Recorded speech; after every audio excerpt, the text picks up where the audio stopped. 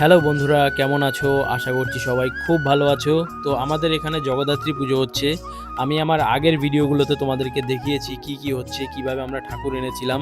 একটা জিনিস যেটা তোমাদেরকে দেখানো হয়নি সেটা হচ্ছে আমাদের এখানে ভূতের থিম হয়। এবছরও হয়েছে মানে হচ্ছে আরকি, আগের বছরও হয়েছে।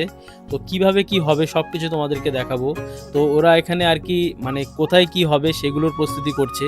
তো দেখো জায়গাটাকে প্রথমে কত সুন্দর করে মানে তাঁবু দিয়ে ঘিরে নিয়েছে। তারপরে বাঁশ দিয়ে এরকম ব্যারিকেড করে দিয়েছে যাতে লোকজন আসতে সুবিধা হয়। প্রচুর লোক আসে, এসে এখানে দেখে ওরা কিভাবে কি করে। সবাই খুব আনন্দিত। এখন কোনো কিছু বলার কি ইচ্ছা কি আমার মানে নেই। কত ধরনের আইটেম ভূত হবে সেটা বল। ৬-৭ রকম। তার মধ্যে কি কি আছে নামগুলো বল। থিম হবে এখানে সব তো এদিকে আগে এসে বল। ভূতের থিম। আর কি হবে বল। এই শাকচুন্নি পেতনি গলায় ফাঁসি সব থাকবে এদিকে।